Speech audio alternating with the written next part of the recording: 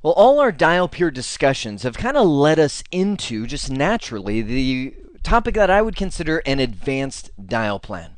Meaning, we're going to discuss digit manipulations and transformations using translation rules, so we will be able to modify caller ID or call number information literally however we want. It'll best fit the needs of our organizations.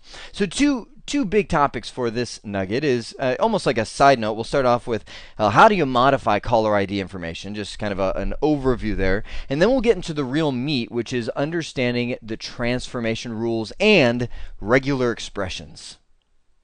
Well, let's start things off with caller ID. Changing the caller ID around can be useful in a whole variety of circumstances. I just put a few of them up here. For example, maybe you want to display 4-digit extensions internally. Maybe you have a setup to where you've got a router and you've got some FXS devices on there, or we're going to get into ePhones later on where we've got IP phones that it's managing. And when calling internally, I want it to be internal extensions. Otherwise, when somebody hits the redial number, then it might end up going to the PSTN rather than hitting something internally. Or, same thing, I'm going across a WAN link to another office. I want those still to see the internal number, but when it leaves somewhere else, maybe I want, at that point, the full number to appear. We can also use it, another example is to add 9 for incoming or outgoing calls to the caller ID. Here's why that's handy is everybody knows when you look at your missed call log, you can see all the numbers and we can click the redial button. Well, if there's no 9 at the beginning of the number, then the redial immediately fails because maybe our organization requires a 9 for getting an outside line. So what you could do is translate all of the caller ID, so maybe here's the PSTN. All of the phone numbers that are dialing in get a 9 prefix to them as they show up on the caller ID. So that way, if anybody does redial, it automatically goes out without an issue. So that's kind of handy. So some commands to change the caller ID is right here. This one is a voice port command. All of these other ones, the braces should actually go like that. All of these other ones are dial peer based. So the difference is maybe I want to change the caller ID just for this FXS port as it's calling internally and things like that. But once it leaves and goes outbound, now it's matching a dial peer. I have all of these different commands to change the dial peer settings or the caller ID for that specific dial peer. So let me give you some examples of this. In the meantime, I thought it would be very handy to set up this UC520 that I'm using right now as just a base. My brain just blanked out. Just a base Call Manager Express system. And what that gives me now is the opportunity to bring in an IP phone. Now, I decided to use Cisco IP Communicator, which I thought would be very handy because now you can actually see when I'm receiving calls or placing calls or things like that rather than just watching the debug scroll across. So let me start off. I'm going to grab just one of my phones. This is, well, let's see. My cables have become quite a mess. So I'm going to do a show voice port summary and lift the handset just to see which port this is. Okay, this guy is 0/0/1 because he's off hook right now. So what I'm going to do is lift him up and dial 4000. And we can see that the caller ID comes through as 1102 simply because that's what I have assigned using the dial peer. Now what I can do is go into global config mode and I'll do voice-port 0/0/1. And because this one is the voice port config, and I'm going to do station ID, and right there you see the options. I have the name, I have the number. So let's just let's change the number. Let's maybe for whatever reason I want the full PSTN number to show up internally. So I'll do 480-555-1212 is the station ID, and we can even set the name. So I can do station name or station ID name, and then we type in whatever name we want. and I know right now everybody's like, I have control over that. Excellent, whatever practical jokes will come to mind at that point. Guys, I could think of something brilliantly funny, but I just can't right now. It's like I have that feeling when somebody's like, think of something funny, and you're just like, so I'm just gonna put Jeremy. I know, lame. All right, so I'm gonna pick it up and dial 4000. And just like that, I can see now from Jeremy, here's my 480-555-1212 that's showing up, and I can answer, and we're connected, and life is good. So that was really weird. I forgot the fact that when I answered that, I have a headset on, and I can actually hear myself echoing from a phone call and all that going through. So caller ID, network names, network numbers, these are just done from the dial peer, and they don't all need to be demonstrated. But let me go out. I'll just go under dial peer voice 90. That was there from one of the previous nuggets, and do CLID, caller ID. And right there you've got some of the major options, like I can do network number and say here's the number I want to make the caller ID to become when it goes out this dial peer. So again, maybe I didn't do it under the station ID or under the voice port, but when it goes out this one, I want it to be 480-555-1212.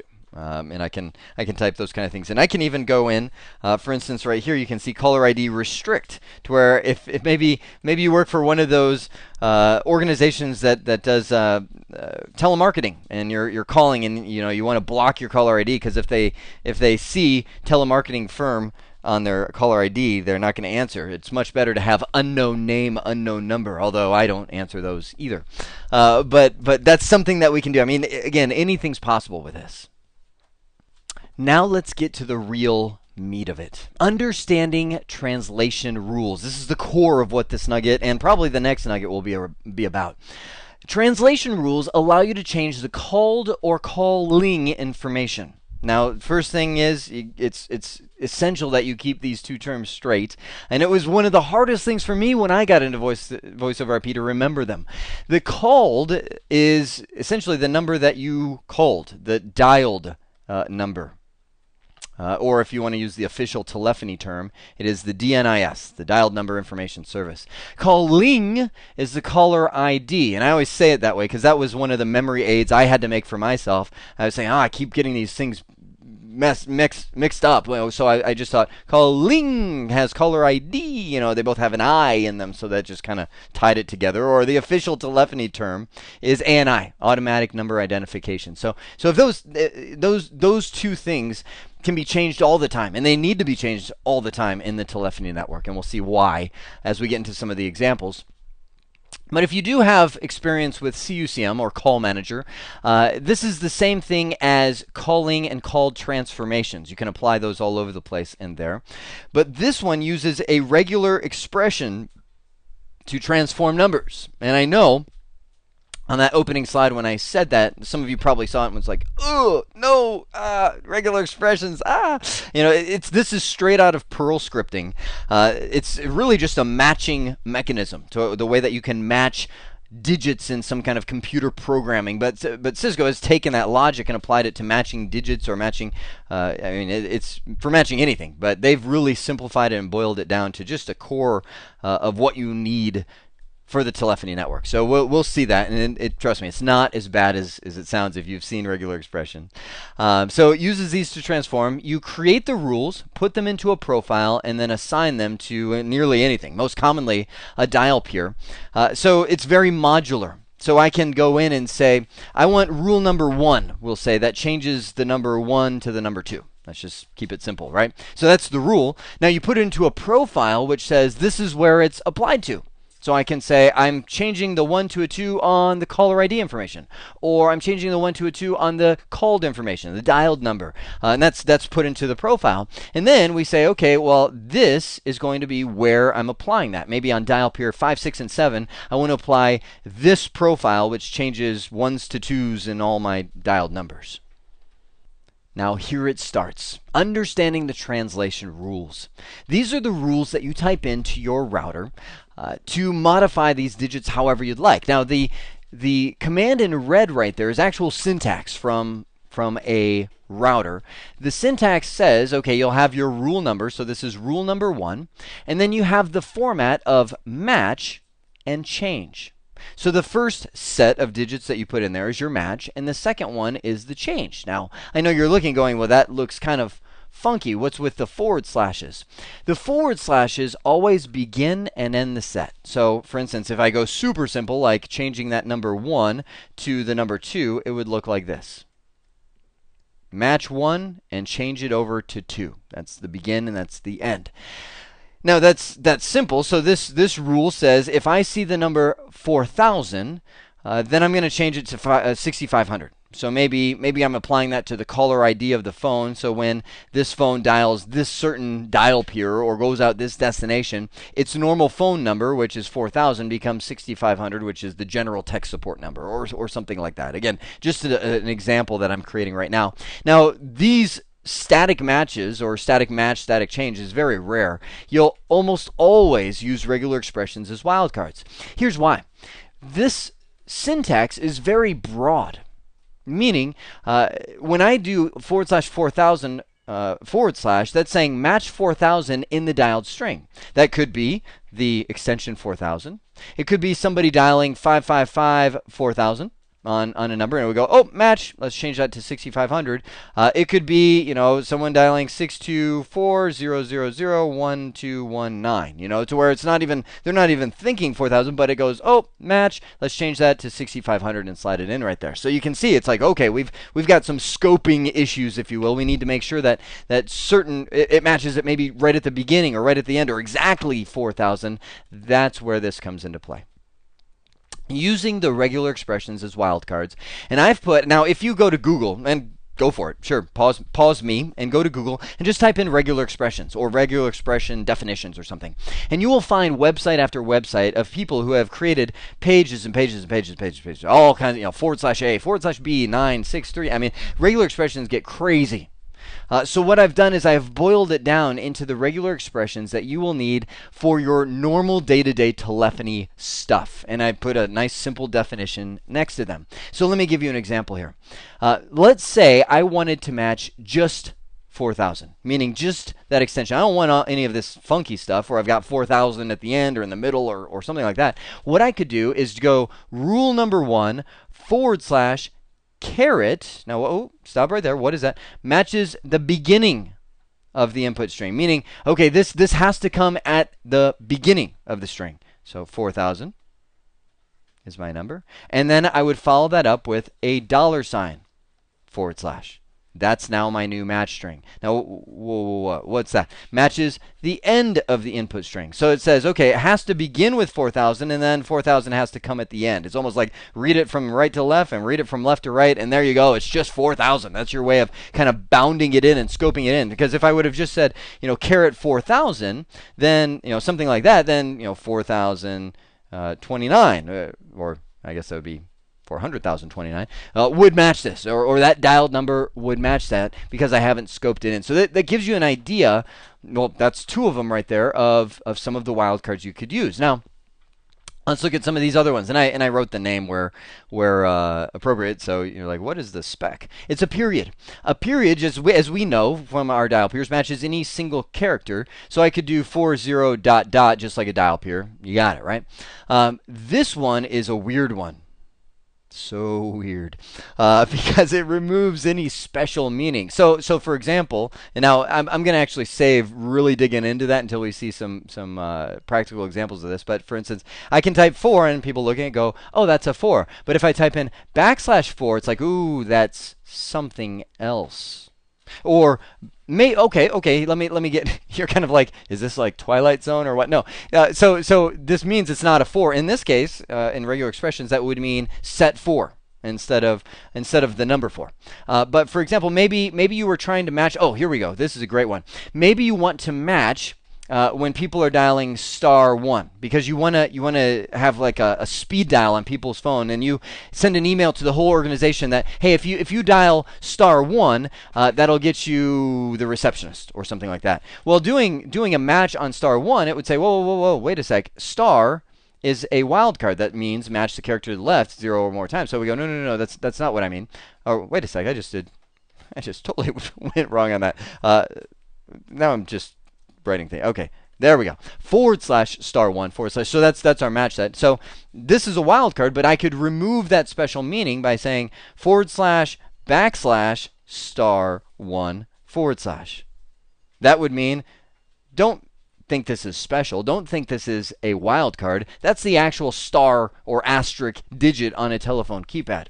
And now you can start seeing like why regular expressions creep people out, right? Imagine doing a show run and you see, oh yeah, we've got translation rule, backslash, / backslash star one / I mean, it's like, huh? If you don't have this key, if you don't have an explanation, you're like, what's that all about? So that's what it means. So let's look at these other ones generically and then use examples of all of them.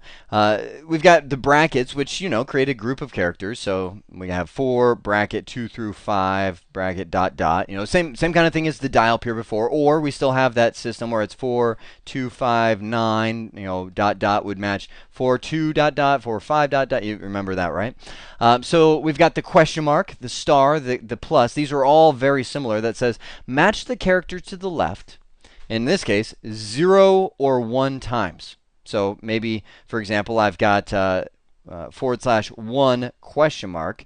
That would say, okay, match this 0 times, meaning it may or may not exist, or match it 1 times. So it's kind of like it could exist or it might not exist. And I know some of you're going, oh, why would I? There are some circumstances where these come in handy.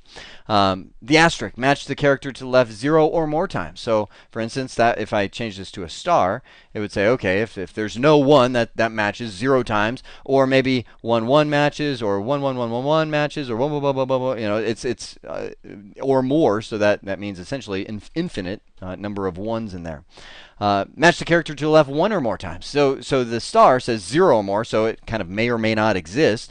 The plus sign says 1 or more times. So /1 plus says I need to match that. It's either a 1 or a 1 1 or a 1 1 1 1 or a 1 same kind of thing, but this one is saying it either is there or it's not. It's 0 or more times. This is 1 or more times. And the last one is our pipe. The character very, very rarely used on the keyboard. So this is an OR statement. So I could go in and say I want to match maybe 4 4 4, or there's our pipe 5 5 5, and then do something with it. Match those 2 sets of characters. So the best way to really get translation rules is to do it. It's kind of like subnetting. You can watch somebody subnet and you're like, I kind of see that, I get it, but it's just seeing example after example and then trying it yourself where you'll get it. So we'll do plenty of both. Here is my translation rule examples that we're going to work through one by one, and then I've got some for you to try. So I've got rule number 1 up here. Match, so we've got /4 dot dot dot, and set or change over to 5,000. So what does this do? What this rule is doing is saying any 4 something something number will be changed to 5,000. So if somebody dials 4123, it becomes 5,000. If they dial 4,000, it becomes 5,000. Now, careful, because if they dial 6459212, it becomes 500012. Because it matches that right in the middle. There's nothing bounding that. It matches anything anywhere in the set. So let's step it up and throw some wildcards in there. So we've got rule number 2. So begin the set. We've got the /. I'm going to match things that caret is start. Things that start with. So we're starting to put some bounds. So the number must begin with 4 or 5. Now remember, things in a bracket is 1 digit. So this is a 4-digit number right here, where the first digit is a 4 or a 5. And then I have anything, any 3 digits after that. So for instance, what would match this? 4 1 2 3. Kind of almost like this, or 5 1 2 3, or 5,000. Any one of those match, and then it becomes that. It's kind of like no wild card whatsoever. So 5,000 becomes 4805558,000. 4123 becomes 4805558,000. Anything becomes this change value. We're not carrying anything over to the other side at all. Now, you might start looking at these going, okay, why would I do that? Well, maybe you've got a whole bank of telephones in your organization that have internal caller IDs. There's your 4000, there's your 4001, and all these different phones. But as they go out, maybe to the PSTN or some other major area of the network, you want to change it up to where they all come in as the main company number. Maybe you only have one DID or one phone number for your company, to where somebody comes in and then they dial by extension. So you don't want individual extensions going out. You just want the general company number. So rule number 3, same thing. I just wanted to make sure you guys remember that this is not 49, right? This is 4 dot dot dot or 5, or not 5, 9 dot dot dot. And that will all change over there. So same kind of thing. So any numbers right next to each other, mentally insert a comma into there. Now what about this one? Okay, now we're getting a little creative, because this one didn't even show up on our radar. Like what's that? So we've got rule number 7 that matches things that begin with 7 dot dot dot. So any number that starts with 7, we'll say 1, 2, 3, or 7,000 would match this. Now keep in mind there's no dollar sign here, so it would match, 7, 1, 2, 3, 4, 5. Would match in there as a valid thing, and it would swap that out and says, okay, well, I'm going to change this to 1-800-555 ampersand. Now what is that? It's not really a wildcard like a matching wildcard, as it is a shortcut. It's a shortcut that says carry over whatever is over here and put it there. That's the ampersand. So if I dialed 7123 in my match set, then the end result is it'll be 1-800-555-7123 in the change set. You get it? So that ampersand just carries that over. Now keep in mind, this is just matching things that begin, so it would actually rip off whatever's left here, because it's saying I'm only matching this. So if I match 7, 1, 2, 3, 4, 5, the end result will again be 1-800-555-7123. The 4, 5 gets dropped off of there because it wasn't part of that match set. Okay, so that's a shortcut. The real way of doing it is this. I would say these rules are functionally identical. They do the exact same thing, but what this is at the end is the official way of doing it, which is set 0. You remember on the previous slide I said if I put \4, it's not really a 4, it represents set 4. So what this is considered set 0. We can actually distinctly mark different sets in our match, but if I don't have, there's nothing special about this. This is just our normal match, which is all considered set 0. So this would carry over and replace our \0. Functionally equivalent. Now I know you're probably looking and going, that's kind of weird. I don't think I get that. Well, trust me. Let's look at rule number 6 and you'll get it. Rule number 6, I know you're like, I don't want to look at rule number 6. That scares me. Rule number 6 says I want to match. So here's begin our match statement, right? I want to match things that begin. Well, I'll say things that have 9, and then here's a second thing, 555 dot dot dot dot. Now let's talk about what's all the parentheses, what's all the backslashes all about. Well, what this does is, again, \ removes the special meaning, and it says, okay, it's not a parentheses like I'm just grouping things together, kind of like order of operations in mathematics, to where I'm saying, do this addition before I do the multiplication. It's saying that's not what this parentheses mean. When I put a \ here, this parentheses now begins a set. So when I specify it, when I say, okay, \, parentheses, 9, \ parentheses, what I'm doing is I'm saying this is set 1. Now I know it's hard to see through all the complexity here, because you're like, I can't do this. But it's almost like if I were to somehow scribble these out right here, if I could hide that, I'm really just saying match the number 9, right? The \ open parentheses, \ close parentheses is what groups it into set number 1. So what I'm matching is the number 9, and I'm calling that set 1. And then I'm going in there and saying \, again, set 2. So I'm saying, okay, \ open parentheses, so I'm removing the special characters, and if set 1 is over here, because it was first, then this becomes set number 2, \ close parentheses. So what I'm matching is somebody dialing 9, 555, and then any 4 digits. Then what I'm doing is carrying that over. I'm saying, okay, so here's my match, here is my change, or my set, so I'm going to do /, so that begins the change right here, \1. Well, What's that mean? Well, same kind of thing as this. Because I didn't specify, does it make a little more sense now? The reason it's called set 0 is I didn't specify it. I didn't put parentheses around it or anything like that. So it just assumes it becomes set 0. But here I did specify it, so it becomes set number 1. Now this makes a little of sense right here. So \1 says plug in set number 1, which really is 9. Then put in the number 480. So 480. Then plug in \2, set number 2, 555, 1212. If that's what was actually dialed and matched right here. If I know you're like, okay, I just need to pause right now. If that's you, go ahead and pause, then rewind it and go through it again. That's the set concept, and believe me, that one is used a bunch. Maybe, I mean, right here, the way that we used it is we said this is a 7-digit number. Maybe it was 7-digit dialing, and I want to squeeze in an area code in front of that, so it becomes 10-digit dialing. You can also use that, for instance, maybe I want to match this 7-digit dialing, and I just want to drop the 9. I want to take the 9 off of it. Well, what you can do is say, well, I want to, maybe not even put set number 1. I'll just have 480 and set number 2. And so what you do is you transform a 7-digit number with a 9 in front of it into a 10-digit number without a 9 in front of it. You see some of the flexibility that you can have in doing this? So while we're on this roll, I want to jump down to rule number 9 because it looks really scary, but it's really not. And we'll come back to 7 and 8. Take a look. We got rule number 9. So again, begin the set right here. So this is begin our match set. And we say \parentheses 1, 2, 3 \parentheses. Again, remove the special meaning, and instead this is now considered set 1. And then I see 4, 5, 6. That's just some number up, and then \parentheses 7. So that's set 2. And then \parentheses 8, that's set 3.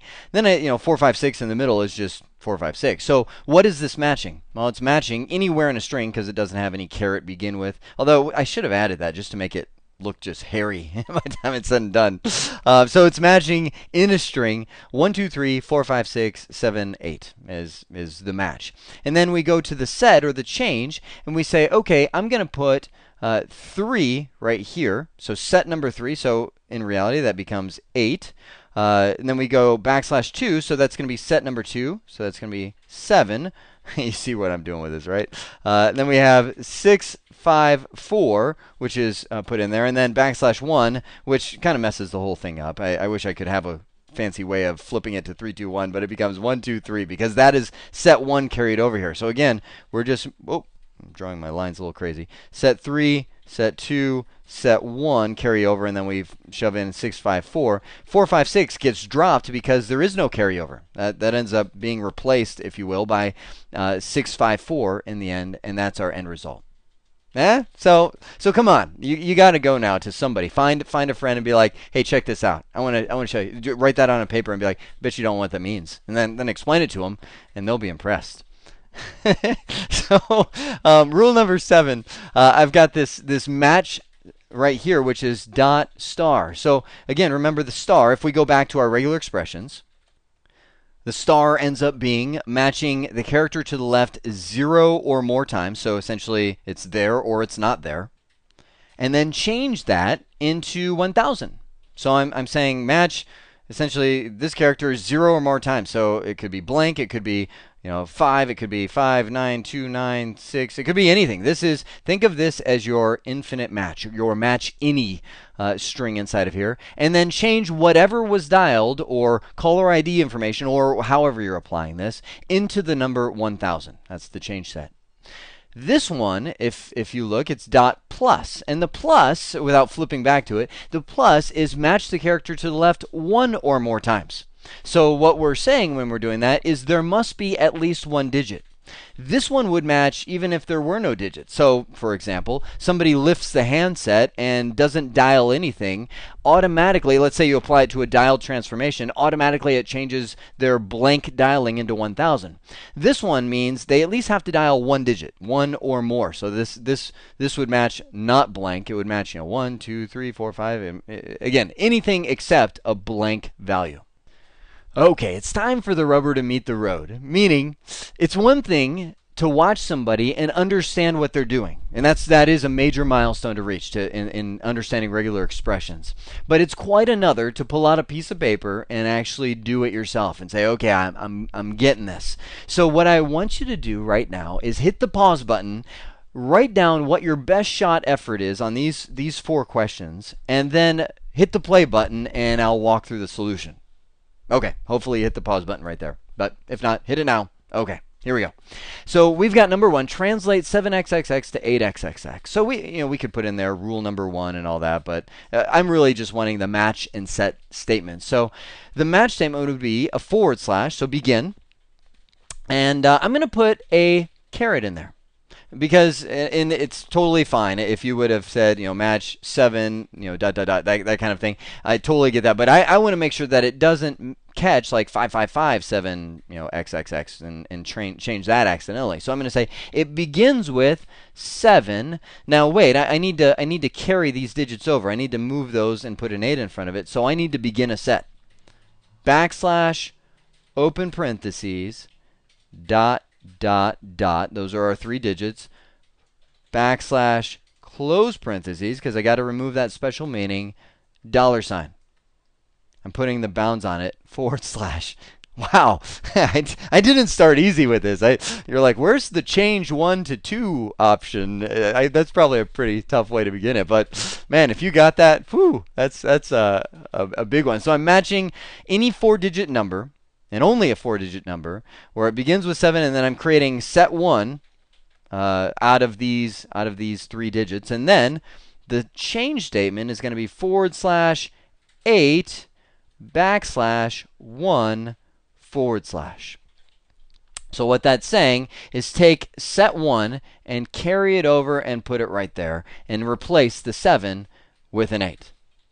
Good. Okay, so that's number 1. Now, if you got number 1, the rest of them are fairly, very, very similar. You got the main concepts down. So let's look at number 2.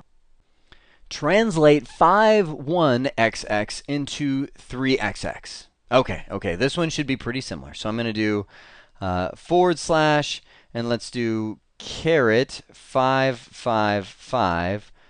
And I'm going to put the 1 in there, and then I'll do a backslash, open parentheses, dot, dot, dot, backslash, close parentheses, /. Nope, $. Squeeze that $sign in there. Because I keep putting those bounds on there so I don't end up matching like 555, 1, 2, 3, 4, 5, 6. They just wanted that 7-digit number there, so I'm keeping it the 7 digits. And then I'm going to do the /3 \1 /. Okay, so once again, I'm carrying over that set 1. Very, very similar to this one. It's just instead of the 7, I'm tearing off the 5551 there. Okay, good. So now we come down to translate any number beginning with 4 to 4,000. Okay, so key word right there, beginning with the number 4. So I'm going to do a / caret. So it starts with 4. Then, okay, beginning with the number 4. So any number beginning with the number 4. So that could be anything, right? So I'm going to do dot, asterisk, and match. Okay, what is that? Okay, so I'm saying it has to have a 4 there at the beginning, and then it can have any digit, and it could be 0 or more instances of that digit. So it could be the number 4. It could be number 40, 41, 45, whatever. Now we're going into the match all statements right there. And then I would just do the change set to say 4,000. Close change set. So whatever is there is now replaced with 4,000. Good. Okay, last one. We've got translate 2 through 9 YY XXXX, which is 10-digit dialing, into 2 through 9 XXXX. Is that right? Do I have 1, 2, 3? Wait a second. Did I forget an X on there? I think I may have. 2 through 9 X 1, 2, 3, 4, 5, 6. Good. grief, I'm sorry. If you paused this at the beginning and tried this and actually got 6-digit dialing out of that, good for you. Wait a sec, but I said 7-digit dialing. I don't know. You probably got my meaning around that. So that there was a missing X. So let's do this. I'm going to do a forward slash. Okay, so I want to. So it looks like I'm stripping the 9 and just leaving these last 7 digits. Actually, because this is the area code. Just leaving the last 7 digits as I move over. So I'll do match begins with 9 and then bracket 2 through 9. Bracket dot backslash open parentheses 1 2 3 4 5 6 7 backslash close parentheses forward slash $. Get that 10-digit in there. Again, by doing this, I've created set 1, which is really 7 digits. That's all I'm looking for. This, I guess you could call it set 0 since it doesn't have a set. Matter of fact, if you did a backslash 0, that would come over as a match set. So we could call it that, but I don't care about that. I'm stripping that off. That needs to go away right there. So I'll do a forward slash change statement, and I just want backslash 1. That's it. Just backslash 1. So just the 7 digits that I grouped over there, matched all this, but 7 digits came over, are the only things that carry through.